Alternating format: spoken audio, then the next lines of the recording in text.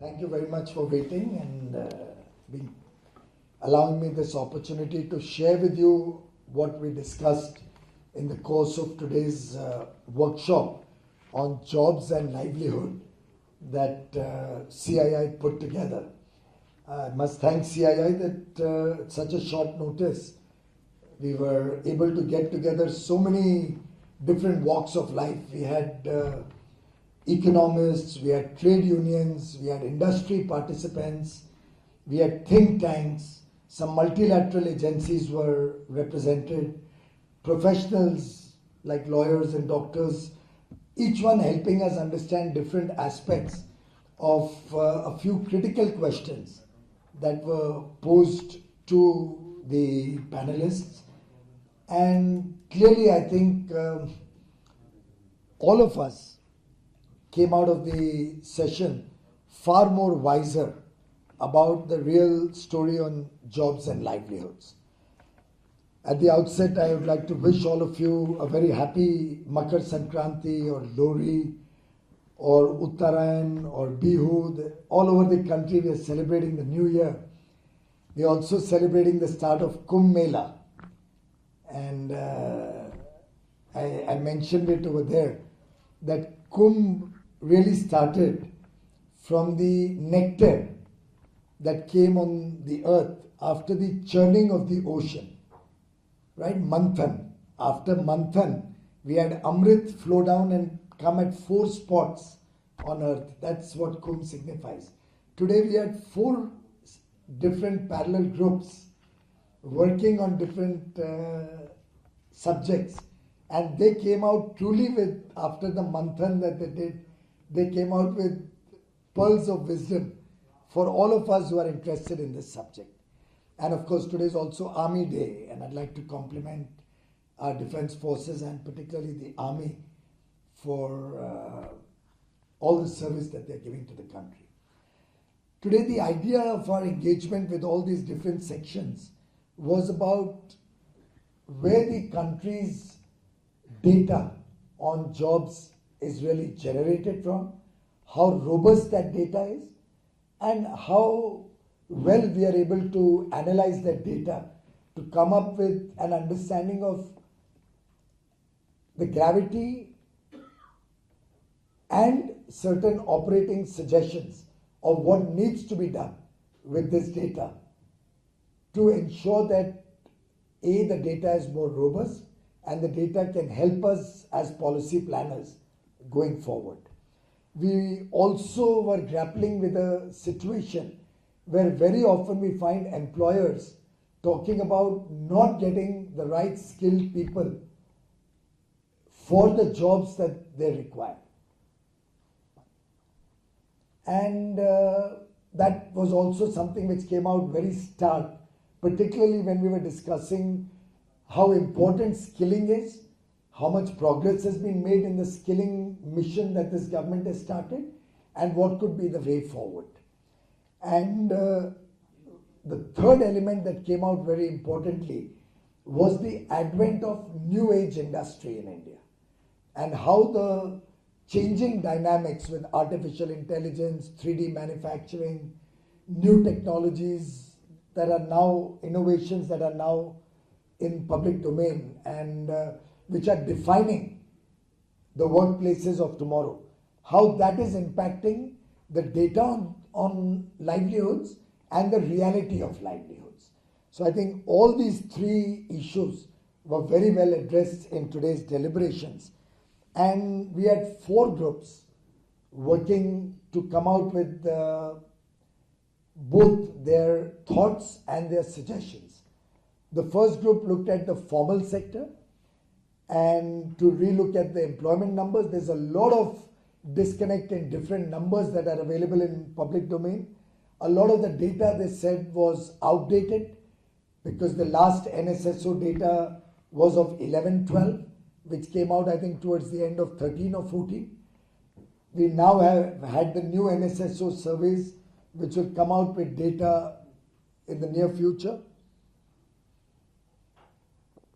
But clearly, everybody felt that the data on formal jobs leaves a lot to be desired.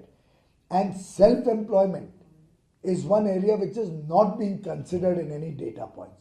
So we have millions of professionals like doctors, lawyers, chartered accountants, company secretaries, cost accountants, finance professionals, tax consultants, paramedics in the healthcare sector, so many different professions which don't get captured in the data that is given to us, but which also are very, very well paying or very attractive and lucrative livelihoods or working opportunities that people have. So there was one suggestion that came out of this group that all gainful engagement with an earning stream should be considered as a livelihood or as a job. And that's something which will have to be deliberated on wider forums, and then that will have to be looked at by the people who compile data in terms of what really is the job story in India.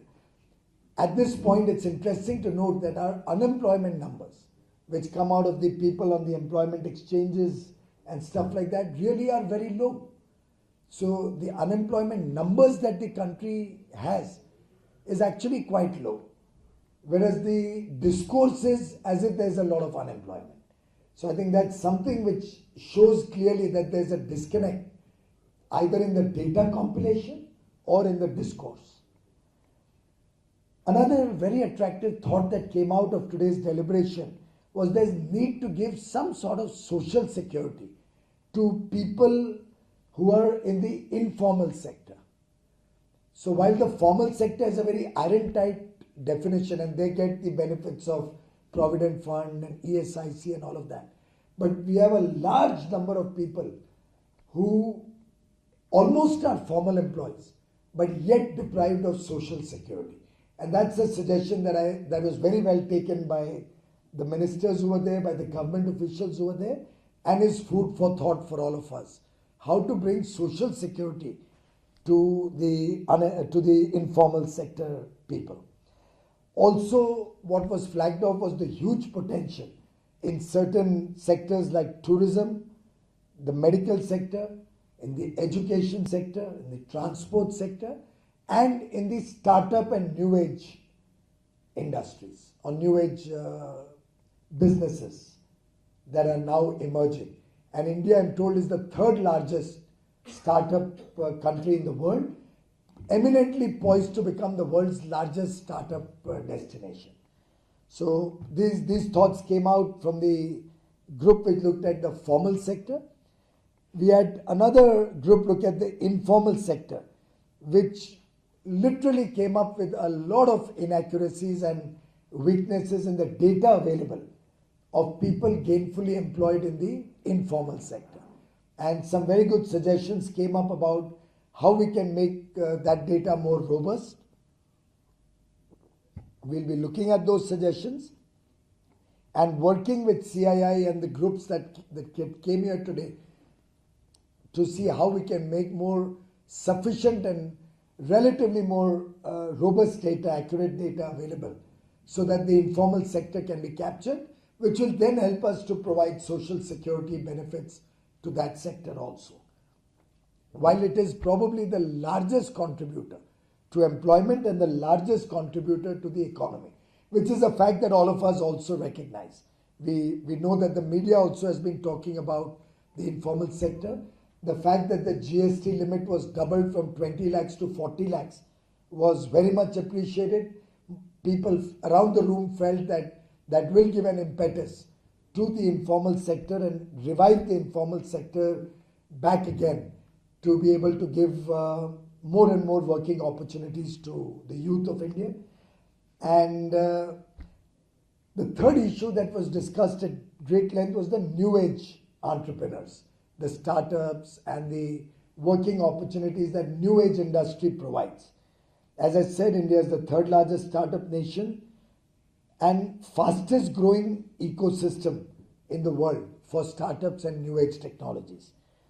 That sector, according to the estimates that were presented to the room, has already created about 1.5 million jobs in the startup ecosystem and the room felt that that can reach about 5 million jobs in the next 5 years, which I think is a huge potential that India is tapping and needs to encourage.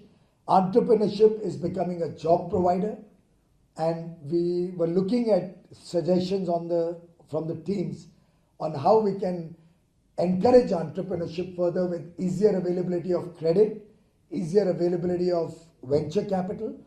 The issue of angel tax was also flagged off, and certainly is food for thought for us and policymakers, how to balance the demands of angel investors or venture capital coming into the industry, yet ensure that it doesn't become a tool for misuse.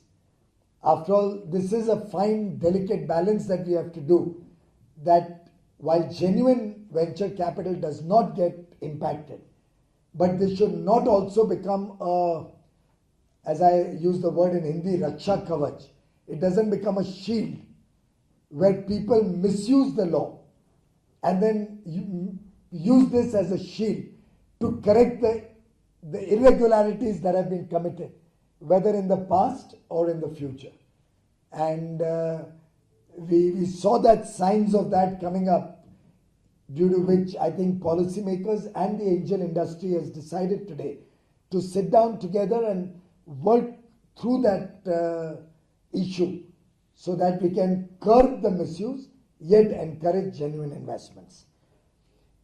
And lastly, we looked at skill development and employability.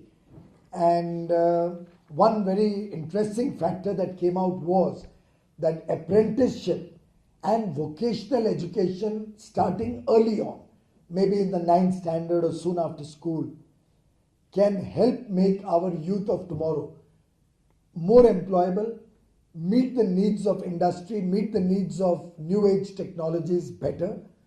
And rather than the rush towards just a degree or a graduation, whether we can move towards maybe the German model, where skilling and vocational training provides far better workforce, both for government and for the private sector. The skills need to be demand driven, was the general consensus in the room, and particularly for the growing sectors like housing, services, tourism, medical industry. The room felt, all the experts felt, that this skilling initiative which Honorable Prime Minister and the government has given a focus to over the last 4 years needs to be strengthened further. We need to make it more demand driven. We need to strengthen the National Skill Registry program on a mission mode and encourage apprenticeship further, while ensuring that skills or skill development also encourages merit as we go forward. So these were the big picture outcomes out of the day's deliberations. I truly believe it was an education for me as a student who's looking to learn more about how the nation's youth of tomorrow are preparing themselves, and how we as policymakers can engage with the experts in industry, in academia, through the World Bank and other multilateral agencies, through economists, to work together and prepare India for a better future for tomorrow's youth and a more employable workforce, particularly when on the one hand we hear of stories of people looking for jobs or employment or gainful work, and on the other hand we have employers not getting the kind of people they are looking for. Just 2 data points that were discussed today I'd like to share with you in conclusion. Very often it is misunderstood that when, let's say, a railways opens up 100,000 jobs and you have huge amount of people, maybe a million or 1.5 million people, or rather 10 million or 15 million people applying for that job, it's often misunderstood as that many people who are not gainfully working. Whereas the reality is that's an attraction for a government job or a formal job. So when a formal job like that opens up, you find lots of people who may be otherwise gainfully working or employed in the private sector or employed in the informal sector. But the attraction of a government job and the social security it provides is so much, and the job security with it, that more and more people are willing to leave what they are doing now and still make an effort to try and get a government job. The room felt that we will have to move away from that going forward and try and make the informal sector also have social security. Help the private sector also with more robust systems, so that this kind of attraction for formal jobs alone or the government job alone can be addressed in a far more practical manner. That was one of the thoughts that came out. And the other thought that was discussed across the room, and I'd like to share with you, was that the huge thrust on infrastructure creation, roads, railways, airports, sea routes, the huge thrust on creating a nation which is honest, which is working through the formal economy, the huge thrust to bring about common tax structure in the whole country, to integrate the marketplaces across the country, to bring in more transparency, the huge thrust that the government has given to a simple thing like Swachhata, cleanliness and sanitation. All of these are the huge thrust through Ayushman Bharat to medical facilities being available to people who otherwise were deprived of this. Everybody felt will be enablers, creating huge working opportunities in the tourism sector, in the healthcare sector, in the transport sector, and helping entrepreneurs to get more and more productive working opportunities on the ground. So I think overall it's been a wonderful engagement. I must thank CII and all the people who participated. And I think it's opening up the doors to more such engagement to bring out more realistic assessment of what should be the way forward, both for livelihoods and working opportunities for our youth in the country. Thank you. You want to add something, Sid? Thank you, ladies and gentlemen. Anything particular on this subject? Sir, I have a question. You talked about that how the data system is not robust, but at the same time you also talked about how in the new age entrepreneurship, particularly in startup, we have more than 1.5 million jobs. So from where this data? Based on the data that the room put up, there was a team. There is nothing. We have no, in fact, that was one of the issues that came up, that while they are providing 15 lakh people working opportunity, they are mostly from their homes on laptops. So that's not at all. That's come from the room, from the industry participants who participated. But they also highlighted that now we have to look at ways to collate this data, because many people in the room felt this could also be an underestimate. So even if we write, we should attribute that it's the industry data, it's not government data. And the industry participants have asked CII to kind of lead the initiative to collect more data about how this new age industry is providing working opportunities. I went to Banaras the other day and met up with startups. I promise you, the youth in that room gave me so much encouragement, gave me so much. The enthusiasm of the youth was to be seen, to be believed. So it's something which we have not yet recognized. We need to work much more on that. Sir, unemployment you say is actually not very high in India right I now. never said that. I said the data that's available. Data. Yeah. Because the unemployment number comes from the exchanges. And that shows a 4% or so number today. So the CMI report says that for December it was around 7.4%, which is the highest in We don't know where the CMI gets its data from. The CMI started giving this data from 2017 only. Before that, they had no reference points. So while there's some lot of traction, people have been talking from there, we still don't know where or what is the extrapolation of data. That issue was also discussed today.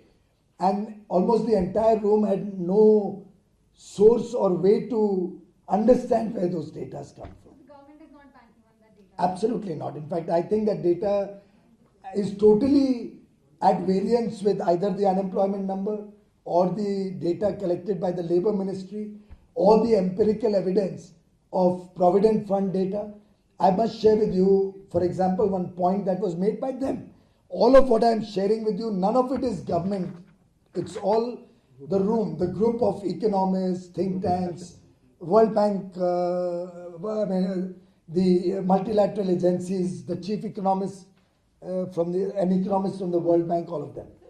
Now, what did they tell us? The EPFO data shows about 80 lakh new EPFO registrations in the last 14 months. But then one of the data that came out was EPFO is not the only provident fund. Coal workers have their own provident fund. Tatas have their own provident fund. Bajaj has their own provident. So there are many more which are not being captured by any of the data that is often discussed in the newspapers or in media.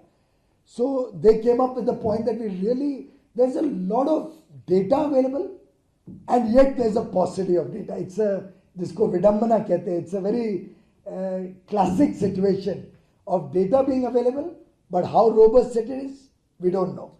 How we can best extrapolate it has not yet been probably done. So it's a very interesting discussion that came out today. Sir, एक चीज ये है कि क्या सरकार इस बारे में कुछ सोच रही है कि इसको कैसे जुटाया जाए, जैसे कि प्रकाश जी ने बताया था सुबह की अमेरिका में इसके जुटाने के स्वाभाविक है, इसीलिए तो हमने ये वर्कशॉप के लिए मंजूरी दी। और आप सोचिए कि दोनों मंत्री सुबह भी आए, मैंने शाम को लगभग 2-2.5 घंटे हम लोग साथ में बैठे हैं। हम इसको बड़ा सीरियसली ले रहे हैं कि कैसे सब आजकल डिजिटल, सबका लगभग राय थी कि डिजिटल वर्ल्ड में ये संभावना है कि इसको कलेक्ट किया जाए।